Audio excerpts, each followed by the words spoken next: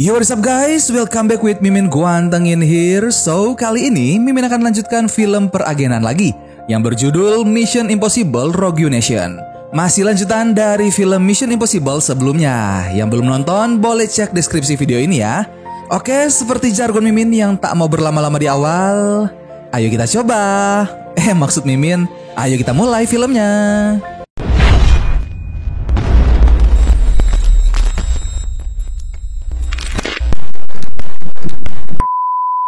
Film diawali dengan menampilkan Benji, Brand, dan Luther yang sedang berusaha menghentikan pesawat yang akan lepas landas untuk mengambil paket yang ada dalam pesawat tersebut. Di saat keadaan yang sedang genting, datanglah Ethan melompat ke sayap pesawat lalu memerintahkan Benji untuk segera membuka pintu masuknya. Benji, open the door! Okay. Setelah berhasil masuk, Ethan membuka parasutnya lalu pergi tanpa menghiraukan seorang petugas yang berada di sana.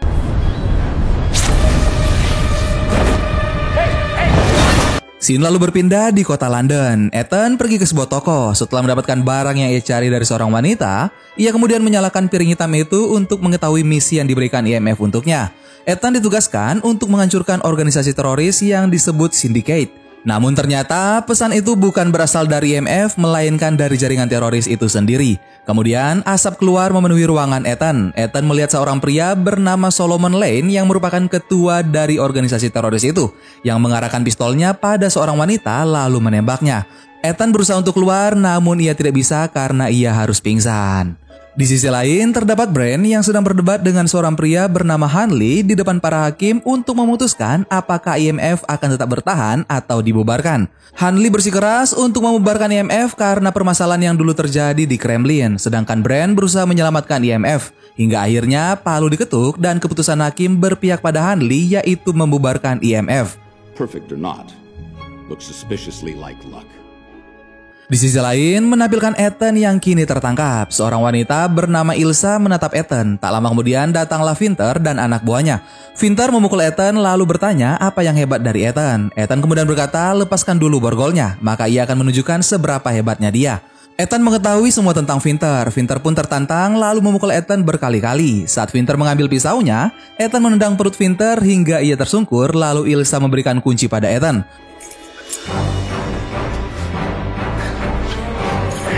Ilsa bertarung menyelamatkan Ethan setelah Ethan berhasil keluar. Ia membantu Ilsa untuk bertarung. Kemudian Ilsa membawa Ethan untuk pergi. Vinter yang baru saja sadar kembali mengejar Ethan. Namun untungnya Ethan berhasil keluar dan berlari dari tempat itu. Kini Ethan menghubungi Brand untuk meminta bantuannya. Ethan berkata bahwa Syndicate itu nyata, bukan hanya dugaan. Ethan meminta Brand untuk mengumpulkan informasi tentang Vinter dan orang-orang yang terlibat dengannya. Lalu Brand berkata bahwa ia tak bisa melakukannya karena IMF sudah dibubarkan dan misi diserahkan pada CIA. Ethan pun mengerti, namun ia tak akan berhenti. Scene pun berpindah pada 6 bulan kemudian, menampilkan Ethan yang kini menjadi buronan CIA. Tim CIA kini mengepung tempat tinggal Ethan. Namun mereka tak menemukan siapa-siapa di sana, kecuali foto dan informasi beberapa orang yang sudah tewas dan menghilang. Di sisi lain, terdapat Benji yang akan melakukan tes kejujuran tentang hubungannya dengan Ethan.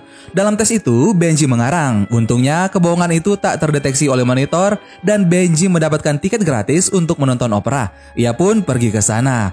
Sekeluarnya dari kereta, seorang pria memberikan buku dan juga kacamata. Setelah Benji memasang kacamata itu, ia terhubung langsung dengan Ethan. Welcome to Vienna, Benji. Miss me? Ethan, where are you? Ethan meminta bantuan Benji untuk mencari Lane melalui ilustrasi yang ia buat. Opera yang akan mereka saksikan pun dihadiri oleh kanselir Austria. Benji kemudian masuk ke ruangan pengawas, lalu membuka buku yang diberikan Ethan yang dapat berubah menjadi alat pendeteksi wajah. Benji mencari satu persatu wajah yang mirip dengan gambaran Ethan. Namun bukannya menemukan Lane, Benji malah mendapatkan rekaman janggal. Benji kemudian mengarahkan Ethan untuk pergi mencari pria aneh itu. Ethan segera mengejarnya. Ethan juga melihat seorang wanita yang gerak-geriknya mencurigakan. Wanita itu ternyata adalah Ilsa. Di sisi lain, terlihat seorang pria mengeluarkan alat musik yang ternyata adalah senjata. Ethan kemudian mendekatinya lalu menyerangnya. Ethan, do you copy? Ethan melihat sesuatu di mata pria itu yang ternyata adalah kamera yang tersambung dengan handphone milik Lane.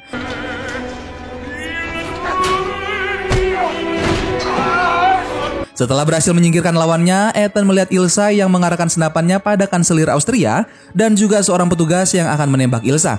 Ethan kebingungan akan menembak siapa. Ethan memilih untuk menembak kanselir dan Benji datang menyerang si petugas. Lalu Ilsa menembak petugas itu. Benji yang menyalakan lampu sorot membuat Ilsa segera pergi untuk menyelamatkan diri. Para polisi mulai mengepung gedung. Ilsa yang masih terdiam dihampiri oleh Ethan. Ethan menawarkan bantuannya untuk pergi dari sana. Ilsa dan Ethan segera berlari menuju atap lalu melemparkan tali yang mereka bawa ke pipa besi yang tak terlalu kuat. Namun keadaan yang sedang genting memaksa mereka untuk tetap melompat. Setelah berhasil turun, pipa itu pun terjatuh. Tak lama kemudian, mobil yang ditumpangi kanselir meledak. Benji datang dengan mobilnya untuk menjemput Ethan dan juga Ilsa. Ilsa memperkenalkan dirinya pada Ethan dan Benji. Ia adalah seorang agen dari Inggris. Ethan juga menunjukkan ilustrasi seorang pria pada Ilsa. Ilsa berkata bahwa mereka mengincar orang yang sama dan Ilsa bisa membantunya jika Ethan mau menumpas Syndicate. Benji memberitahu bahwa mereka sedang dibuntuti. Serangan terus ditujukan ke arah mereka. Ilsa meminta Ethan untuk mengeluarkannya agar mereka berhenti menyerang. Ilsa pun melompat dari mobil lalu ia ditangkap oleh beberapa orang. Kini, Ethan dan Benji pergi ke sebuah kapal yang merupakan tempat tinggal Ethan. Ethan menghidupkan monitornya yang menunjukkan wajah beberapa orang. Benji mengenali dua dari banyak orang itu. Dua orang itu hadir dalam pesta opera tadi. Kemudian, Ethan kembali menunjukkan wajah seorang pria yang tak jelas identitasnya, namun Ethan yakin bahwa pria itulah kunci di balik organisasi Syndicate. Ethan mendapatkan beberapa informasi tentang kecelakaan dan bencana yang menyebabkan pertikaian yang ia juga yakini berhubungan dengan organisasi Syndicate. Misi Ethan adalah menghancurkan sistem pada Syndicate. Syndicate adalah kelompok pembelot dan juga anti-IMF. Sayangnya, Hanley kini sudah membubarkan IMF yang menyebabkan Syndicate menjadi semakin tak terjaga. Ethan kemudian mengeluarkan sesuatu berbentuk lipstik milik Ilsa lalu memberikannya pada Benji. Di sisi lain, Ilsa kini dibawa untuk menemui Lane. Lane meragukan kesetiaan Ilsa pada pekerjaannya. Ilsa kemudian berkata Lane dapat mempercayainya atau membunuhnya. Ilsa melemparkan pistolnya kepada Lane, namun Lane malah menembak seorang pria di belakang Ilsa. Lane memerintah Ilsa untuk menemukan Ethan, lalu Ilsa berkata bahwa Ethan lah yang akan menemukannya. Di lain sisi, Benji memeriksa disk yang berisi SCIF, yaitu kotak pengamanan digital. Kotak itu berada di Maroko. Scene lalu berpindah menampilkan Ethan dan Benji yang berada di Maroko lalu bertemu dengan Ilsa. Terlihat juga Brand yang menemui Luther untuk meminta bantuannya. Brand berkata bahwa mereka harus segera menemukan Ethan dan Benji sebelum para tim CIA menangkapnya. Luther awalnya tak mempercayai Brand karena Brand termasuk dalam anggota CIA, lalu Brand meyakinkan Luther bahwa mereka niatnya tulus untuk menyelamatkan Ethan sebagai sesama teman. Scene kemudian berpindah di mana Ilsa memberitahu Ethan siapa ilustrasi pria yang ia buat. Pria itu adalah Salomon Lane. Lane adalah mantan intelijen Inggris yang menciptakan Syndicate. Ilsa berkata bahwa Lane memiliki catatan yang berisi identitas seluruh anggota Syndicate, yaitu para teroris yang bekerja sama dengannya. Salah satu agennya mencuri catatan itu untuk memeras Lane lalu menyimpannya di SCIF. Namun agennya itu tewas saat diinterogasi untuk mengetahui kode aksesnya. Lane menghadapi masalah besar karena agennya itu. Ethan mengambil kesimpulan bahwa untuk menghancurkan Lane, mereka harus mendapatkan catatan itu. Ilsa lalu menjelaskan bahwa untuk masuk ke SCIF sangat sulit bahkan mendekati mustahil. Fasilitas keamanan SCIF berada di bawah pembangkit listrik dengan penjagaan militer. Satu-satunya cara mengunduh catatan itu adalah melalui terminal komputer pusat yang diawasi oleh beberapa orang. Untuk pergi ke terminal harus melewati gerbang utama, lalu akses lift dengan pengenalan sidik jari dan membuka 3 kunci kombinasi terpisah. Sistem keamanan yang terakhir adalah analisa langkah. Beberapa kamera akan mendeteksi cara berjalan, berbicara, dan geraknya agen. Jika hasilnya berbeda, maka orang itu akan ditangkap. Tak ada jalan lain ke terminal kecuali profil Benji sudah terinstall dalam sistem keamanan. Profil agen disimpan dalam pendingin cairan di dalam torus, yang artinya benda itu berada di bawah air. Salah satu dari mereka harus masuk ke dalam torus untuk mengubah profil keamanan, sehingga mereka bisa mengakses komputer tanpa tertangkap. Ethan memutuskan untuk masuk ke lubang palka yang hanya bisa dibuka dari dalam. Ethan harus menahan nafasnya selama 3 menit dan juga harus melawan arus air. Di sisi lain, terdapat Brand dan Luther yang mencari keberadaan Ethan dan Benji. Luther memutuskan untuk mencari seorang wanita yang adalah Ilsa melalui ilustrasi yang dibuat Ethan.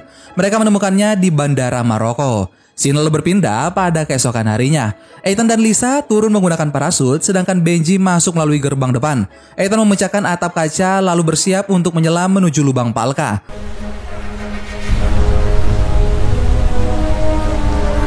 Setelah Ethan melompat, Ilsa mematikan arus air agar memudahkan pergerakan Ethan. Ethan mencari torus nomor 108 lalu mengganti profilnya. Namun sebelum selesai Ethan mengubahnya, ia terseret arus yang menyebabkan kedua profil itu lepas dari tangannya. Di sisi lain, para petugas mulai memperbaiki sistem yang diretas Ilsa sehingga air kembali seperti semula.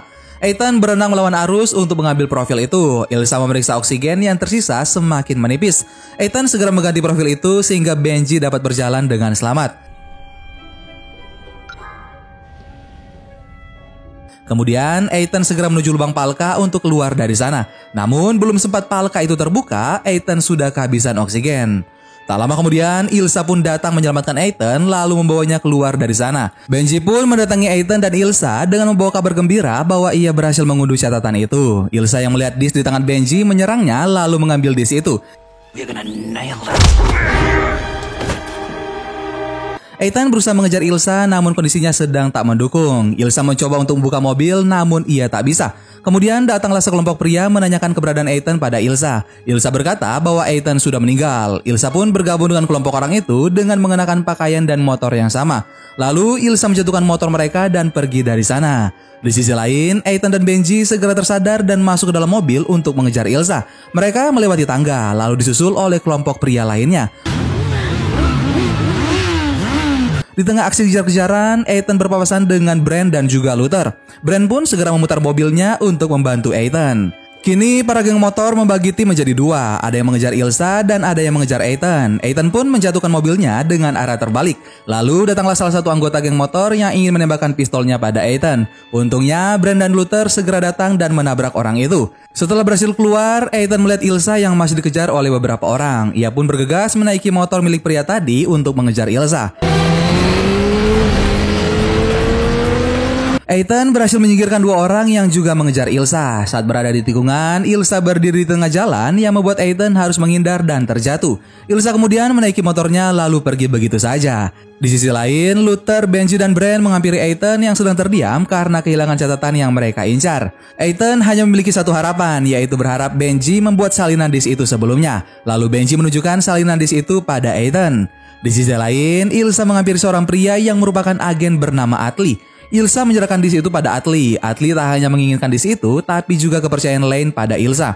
Ilsa berkata bahwa ia sudah terlalu sering mengkhianati Lane dan pastinya Lane tak akan mempercayainya lagi.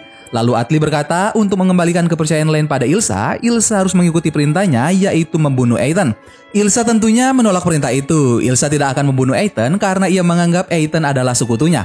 Namun Atli berkata bahwa Ilsa tak memiliki pilihan. Ilsa harus kembali dan memberikan disk itu pada Lane. Ilsa kemudian mengambil disk itu lalu pergi meninggalkan Atli. Scene kemudian berpindah di mana memperlihatkan Luther yang sudah mencoba membuka disk itu dan berkata bahwa mereka tak akan bisa membuka disk itu karena dilindungi 3 enkripsi, yaitu sidik jari, retina, dan juga frase suara milik Perdana Menteri Inggris.